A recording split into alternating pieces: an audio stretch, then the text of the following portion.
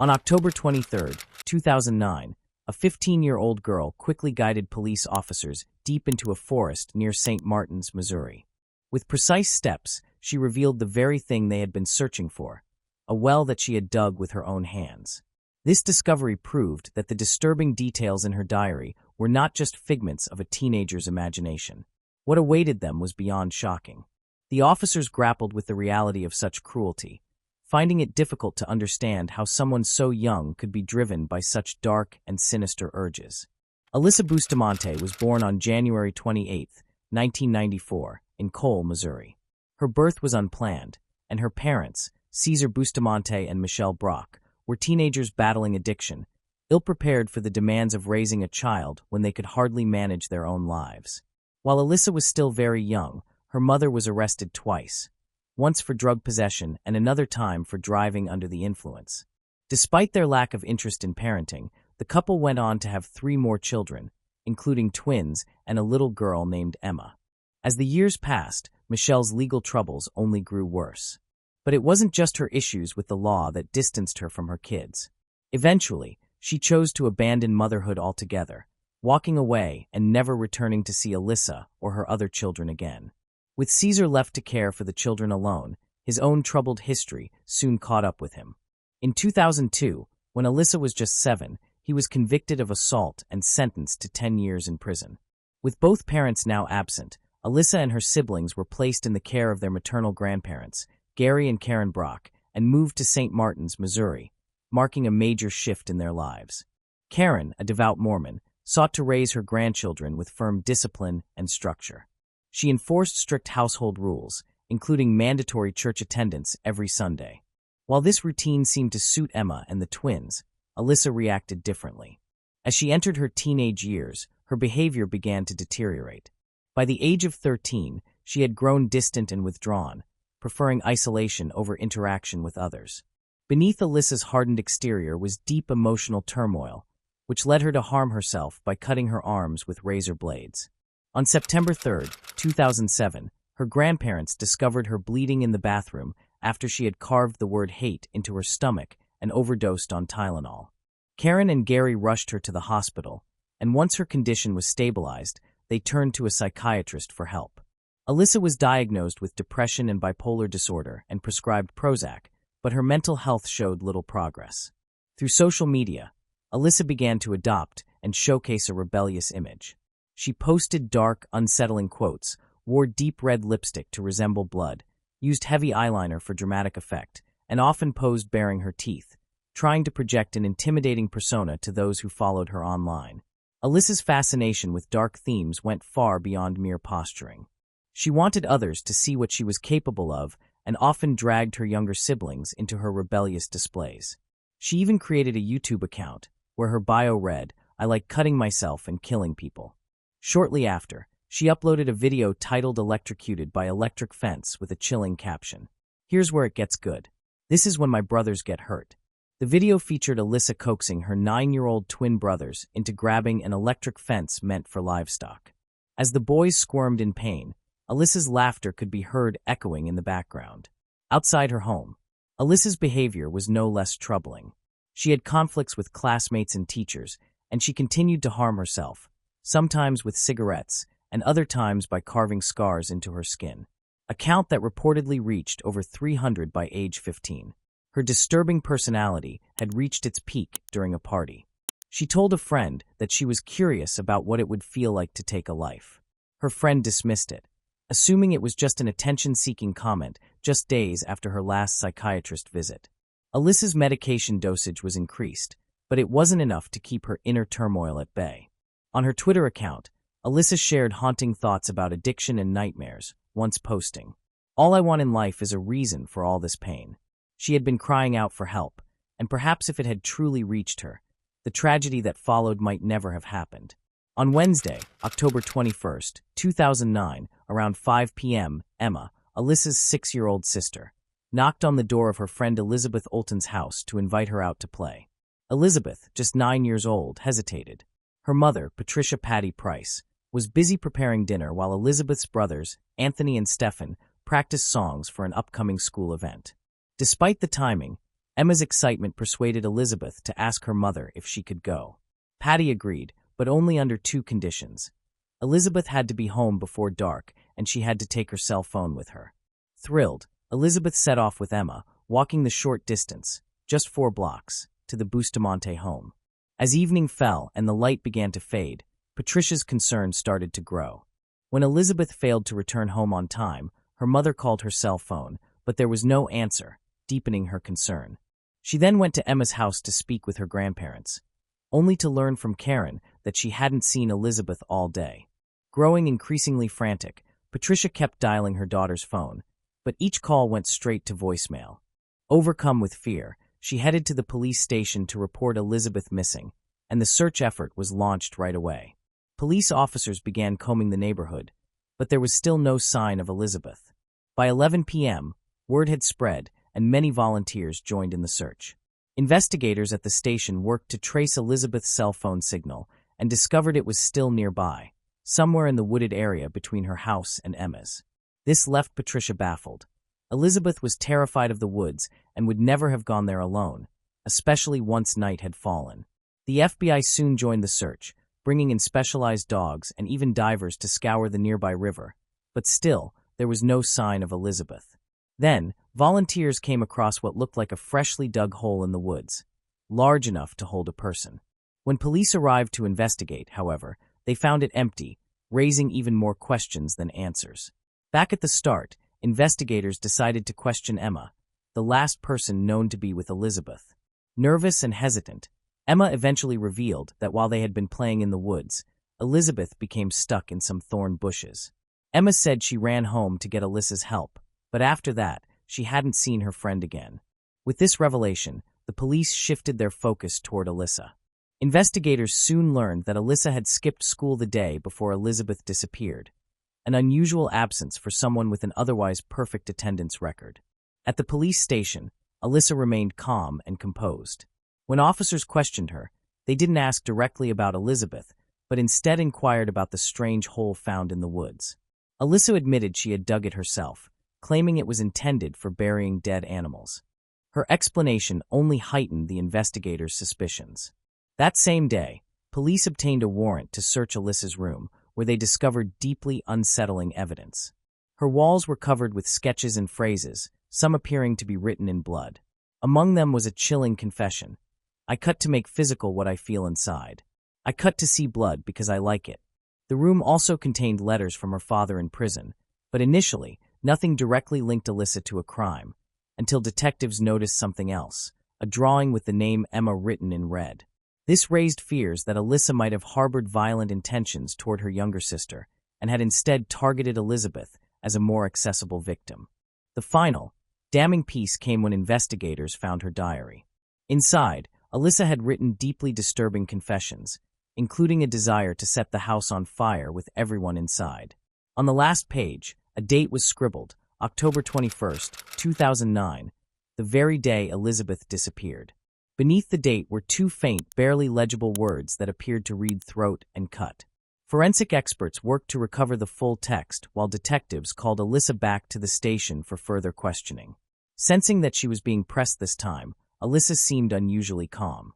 The investigators confronted her directly, referencing the disturbing entries they had found in her diary. Cornered, Alyssa finally spoke, but what she admitted left them horrified. She claimed that Elizabeth was dead, but insisted it had been an accident, that the girl had simply fallen in the woods. The officers weren't convinced, holding her gaze steadily. They pressed further, warning her, "If we find the little girl's body, her throat will be cut." At that moment, Alyssa's expression shifted completely, and the investigators knew they had her. Meanwhile, forensic experts examined the partially erased diary entries and uncovered a chilling passage. "I just killed someone. I strangled and cut their throat and stabbed them. Now they're dead. I don't know how I feel right now. It's amazing. Right after I did it, I felt like I couldn't do this, which was actually pretty enjoyable. Now I'm kind of nervous and shaky. I have to go to church now." Investigators were alarmed that Alyssa referred to her victims in the plural, raising concerns even though no other disappearances had been reported. The evidence showed that Alyssa had dug not just one, but 2 holes in the forest. Coupled with her sister Emma's name ominously scrawled on her wall, and the YouTube video where she harmed her younger siblings. Detectives suspected that Alyssa may have originally planned to target her own siblings, but ultimately chose a less obvious victim instead. An alternate theory suggested that Alyssa might have planned to kill again if her crime went unnoticed. With the evidence mounting, she ultimately confessed to the murder, though she refused to explain why she had referred to victims in the plural or dug two graves. On October 23rd, Alyssa led officers to the precise location of Elizabeth's grave, not the empty hole previously discovered by volunteers, but the one that held the answers they had been searching for. Deep in the woods, police found Elizabeth's lifeless body. Alyssa had hidden her so effectively that no one had noticed the grave during the search. She was immediately arrested and charged with first-degree murder, indicating premeditation. A forensic examination confirmed that Elizabeth had been strangled, her throat and wrists cut and stabbed. She was taken to the Cole County Jail to await trial. Based on these findings, authorities were able to reconstruct the chilling events of Friday, October 16, 2009. With no school that day, Alyssa used her free time to carry out a sinister plan, digging a grave in the woods. 5 days later, when Emma invited Elizabeth over, Alyssa decided it was time to put her plan into action. After playing in the yard, she lured Emma and Elizabeth into the woods under the pretense of showing them something. Once they were inside the woods, Alyssa manipulated her sister into leaving her alone with Elizabeth. She led Elizabeth deeper until they reached the two graves she had dug earlier. As Elizabeth walked ahead, unaware of the danger, Alyssa struck her violently on the head.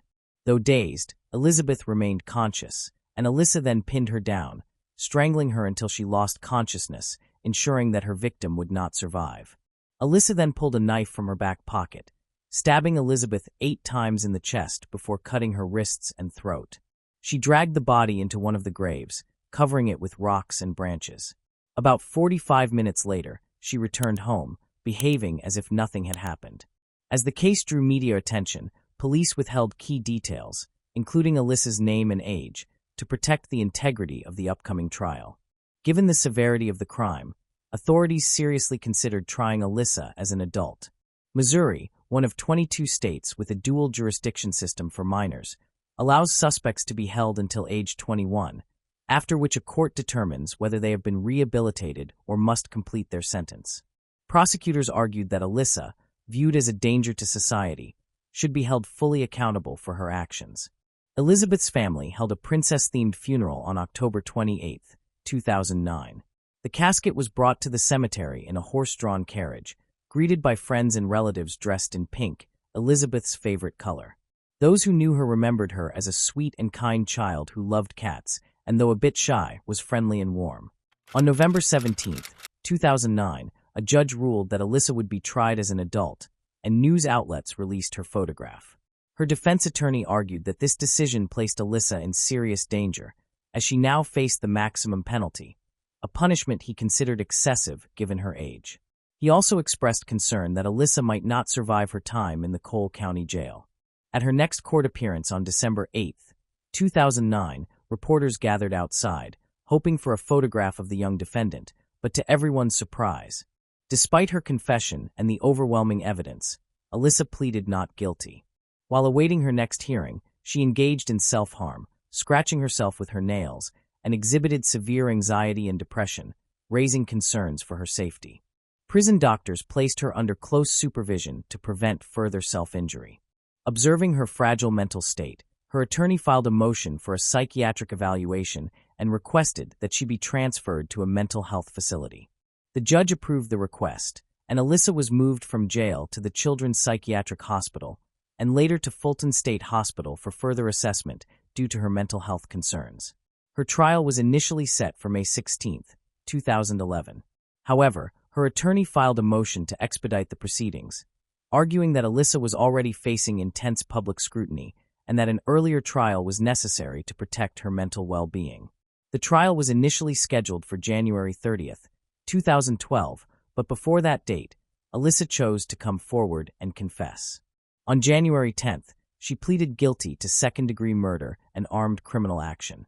This decision was partly strategic, as a second-degree murder conviction could result in life imprisonment with the possibility of parole, or a sentence ranging from 10 to 30 years.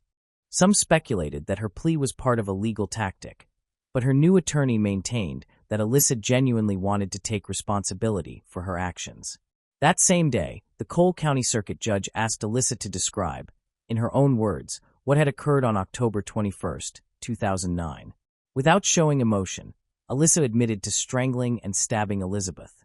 When prosecutors asked whether she had also used a knife to cut Elizabeth's throat, Alyssa confirmed that she had. Her grandmother, overcome with grief, left the courtroom devastated by her granddaughter's confession. Alyssa's lawyers then emphasized her mental state at the time of the crime, noting that she had attempted suicide 2 years earlier and had recently been prescribed a higher dose of antidepressants, just 2 weeks before the murder. They also highlighted her traumatic family background, including her mother's abandonment and her father's incarceration. Psychologists who evaluated her testified that she was severely emotionally disturbed, suffering from major depression and displaying symptoms of borderline personality disorder. Alyssa's legal team hoped these factors might lead to a reduced sentence or placement in psychiatric care rather than prison, but their efforts were ultimately unsuccessful. The prosecutor pushed for a life sentence plus an additional 71 years to account for the life Elizabeth lost, stressing Alyssa's premeditation and the fact that she had dug 2 graves. On February 8, 2012, Alyssa was found guilty of second-degree murder and armed criminal action. When she returned to court, Alyssa addressed Elizabeth's family for the first time, saying, "I know words will never be enough. They can't describe how terrible I feel about all this. If I could trade my life to bring hers back, I would. I'm so sorry." But her apology did little to soften the family's anger. Elizabeth's mother, Patricia, called Alyssa a diabolical monster. Her grandmother, heartbroken, cried out from her wheelchair. Alyssa should be released from jail the same day Elizabeth comes out of her grave. That day, Alyssa received a life sentence for second-degree murder, with the possibility of parole after 35 years and 5 months. This meant she would first be eligible for release at the age of 50. In 2014, she attempted to appeal her sentence, citing a recent U.S. Supreme Court ruling that prohibited mandatory life sentences without parole for minors. Alyssa argued that she would not have accepted the plea deal if she had known about this ruling. However, during a later hearing, she admitted she had been aware of her alternatives when she pled guilty. In March 2014, the Missouri State Court of Appeals rejected her appeal, but her legal struggles continued. By October 2015, Patricia filed a wrongful death lawsuit against Alyssa, demanding over $5 million in damages for the loss of her daughter. The trial was initially scheduled for August 7, 2017, but in March of that year, Alyssa agreed to a settlement. On June 25, Patricia accepted the terms and dropped the charges, with one condition. Alyssa must inform her if she ever profits from publicizing details of Elizabeth's case. In the years after her conviction, Alyssa developed a disturbing cult following. She began receiving letters almost every day from people who viewed her as a rebellious figure, with some even suggesting that violence was a way to cope with their own problems. On social media, many of these troubled admirers openly supported her release, seemingly disregarding the suffering of Elizabeth's family. Today, Alyssa is still incarcerated but continues to fight for parole before she turns 50, arguing that she should not have been tried as an adult and that her difficult upbringing should have weighed more heavily in her case. Even so, Alyssa has shown little genuine remorse for her crime. Prison officials regard her as a high-risk inmate, noting that she refuses psychiatric treatment and continues to insist that she is just a normal person.